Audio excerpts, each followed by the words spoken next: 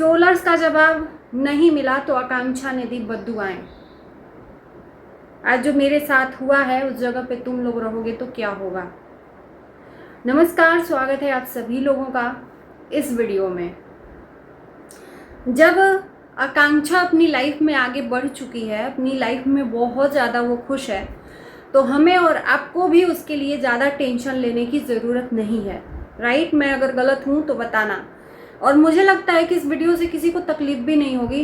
पिछले वीडियो जितने भी आए, कुछ लोगों को तकलीफ हुई, कुछ लोगों ने मेरा साथ भी दिया, पर मैं शुरू से ही ये जानती थी, इसीलिए आकांक्षा की जो एक्टिविटीज़ थी उसके मैं खिलाफ थी।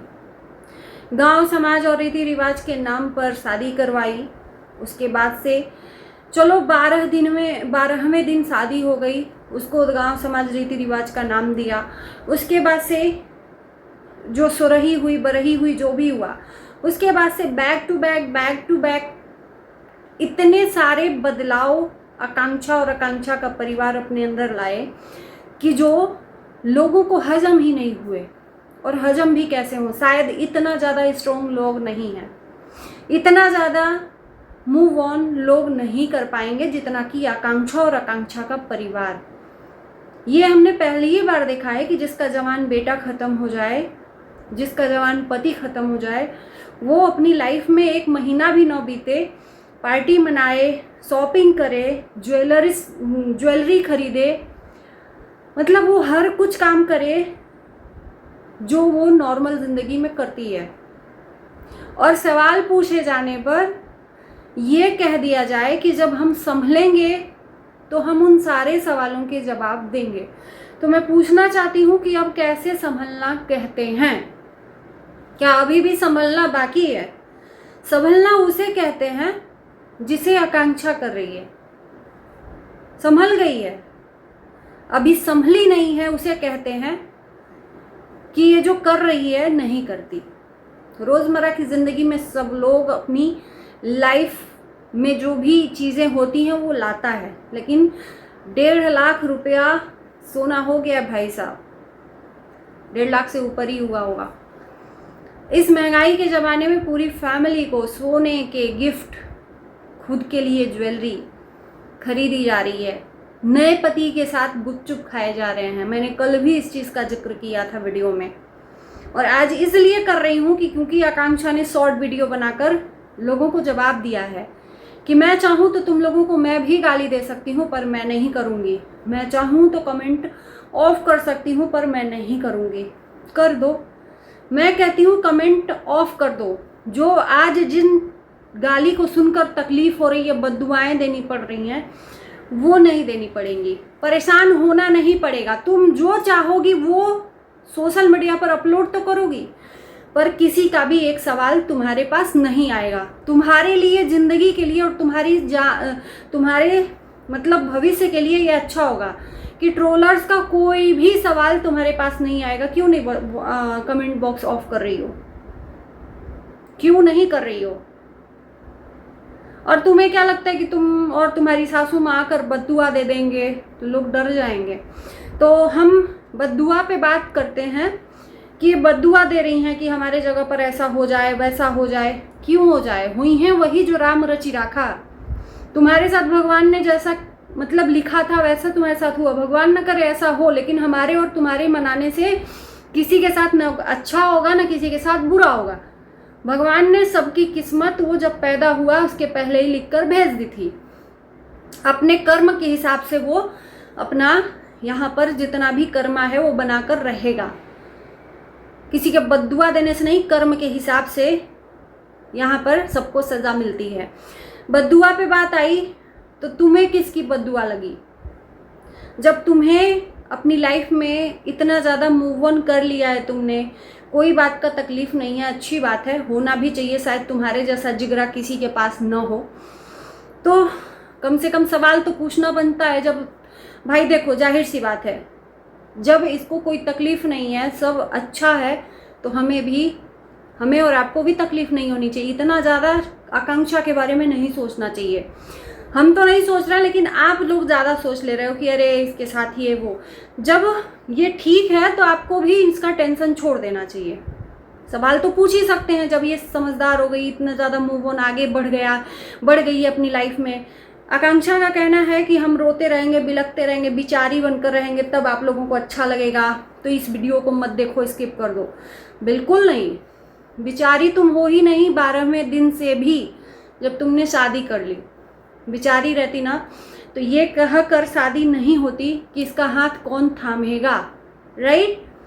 क्या अमर की शादी के बाद इतना भी तुम्हारा अधिकार नहीं बनता है कि तुम बिना शादी के भी उस घर में रह सकती थी? कि तुम अमर के जाने के बाद तुमको ससुराल वाले निकाल फेंकते? क्या शादी ही एक ऑप्शन था? लेकिन चलो ठीक है, वो हुआ, जिंदगी में आगे बढ़ना चाहिए, उम्र नहीं थी, हुआ। पर ये जो चीजें जो चल रही हैं ये हजम नहीं हो रही हैं। लोगों को बद्दुआएं देने से पहले क्या तुमने अपने अंदर झांक कर देखा है? क्या तुमने उन सवालों के जवाब खोजे हैं कि आखिर ये ट्रोलर्स हमें गाली क्यों दे रहे हैं, हमें इतना ज़्यादा ट्रोल क्यों कर रहे हैं? सवालों का जवाब खोजा है? इसका भी जड़ तुम ही हो। ये जो ट्रोलर्स तुमको गाली दे रहे हैं और जो बोल रहे हैं उल्टा सीधा, इसका भी जिम्मेदार तुम ही हो।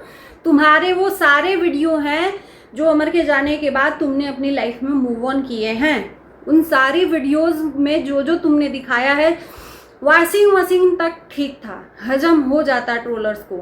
लेकिन ये अचानक से जो लॉटरी लगा है आकांक्षा की लाइफ में, लाखों लाखों की शॉपिंग, सोने चांदी की, ये जो दिखाया है तुमने, ढोलना सुहाग की निशानी है, वहाँ तक भी ठीक था।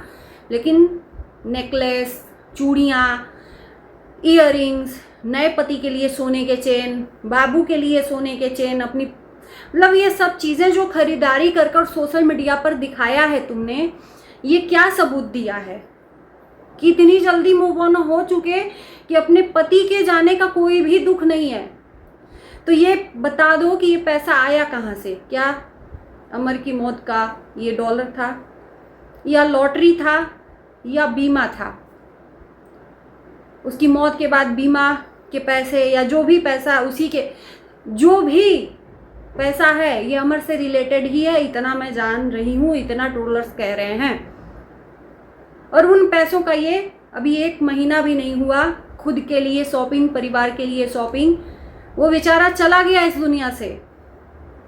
उसको पता भी नहीं होगा कि हमारे नाम का जो पैसा मिलेगा, हमारी पत्नी हमारे जाते ही हमारे प्यार को भूल जाएगी और ये कहकर लोगों का मुंह बंद कर देगी कि हम जानते हैं हमारे पति के लिए, हमारे परिवार के लिए हम लोग क्या किए हैं। जवाब देने की जो आखिर में इस बात का जवाब भी नहीं है कि अमर को क्या हुआ था, कैसा आप संभलना हुआ भाई। आकांक्षा और आकांक्षा की सास ने कहा कि अभी संभलेंगे तो सब धीरे धीरे बताएंगे। अब कैसा संभलना हुआ? सब लोग मॉल जा रहे हैं शॉपिंग करने, ज्वेलर्स की दुकान पे जा रहे हैं शॉपिंग करने, तो अब कैसा संभलना हुआ? अब भी इसको इससे ज़्यादा भी संभलना कहेंगे क्या? सच्चाई बताने के नाम पर आकांक्षा अपनी सासू माँ को लाई। सच्चाई कहीं से भी कहीं तक आप लोगों को पता चली? अमर के साथ क्या हुआ था या जो शादी हुआ था, चलो शादी जो हुई थी उसकी सच्चाई बताई, पर ट्रोलर्स को के जवाब से तंग आकर।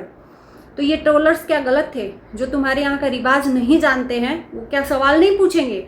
तो क्या उनका जवाब नॉर्मली तरीके से न देके बद्दुआ देना ज़रूरी था?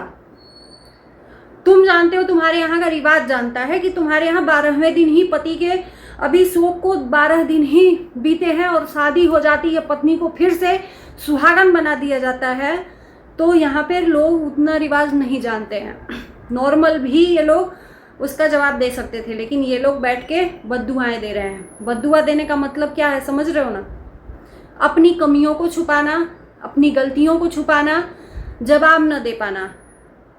उन सारे सवालों के जवाब नहीं मिले हैं जो दर्शक पूछ रहे हैं। अमर को क्या हुआ था, क्या हुआ था, क्या हुआ था? जनता चीख चीख कर रही है क्या हुआ था। बस र्यूमर्स फैलाए जा रहे हैं कि कैंसर हुआ था, पर इन लोगों के मुंह से अगर बताते तो 2 शब्द था बताने के लिए कि अमर को ये हुआ था, बस खत्म।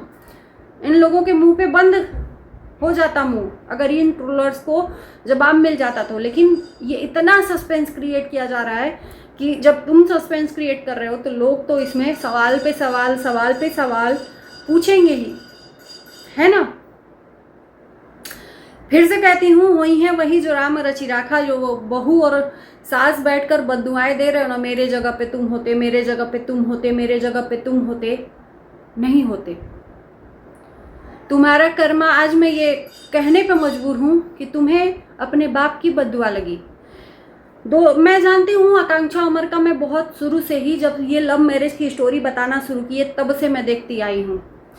ये अपने मायके भी गई थी लास्ट टाइम, जब शादी करी थी उसके 1 साल या 6 महीने बाद अपने मायके गई थी। उस ग्राउंड में भी गई थी जहाँ पे ये खेला करती थी। तो ये इसके जाने के बाद पता चला कि इसके माँ बाप वहाँ का घर बेचकर कहीं और शिफ्ट हो गए हैं। इसको वहाँ जाने के बाद पता चला कि इसके माँ बाप घर बेचकर कहीं और शिफ्ट हो गए हैं, क्योंकि ये उनको मुंह दिखाने लायक नहीं छोड़ी थी। और उस सदमे को बर्दाश्त नहीं कर पाए आकांक्षा के पिताजी का देहांत हो गया।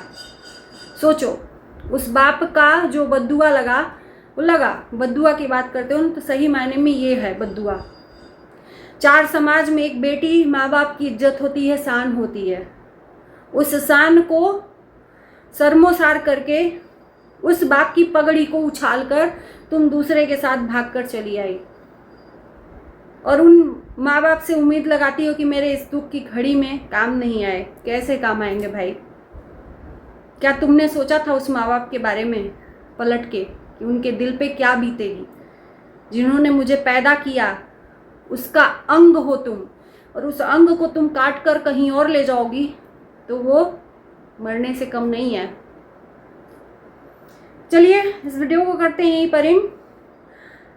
मोहतरमा का जो मतलब वो मिजाज है ना, वो 7वें आसमान पर है। घमंड जो है ना 7वें आसमान पर है। कहीं से लग ही नहीं रहा है कि इनका सपोर्ट पब्लिक कैसे करे। इस तेवर पे, तो इस तेवर पे गालियां ही मिलेंगी और कुछ नहीं मिलेगा।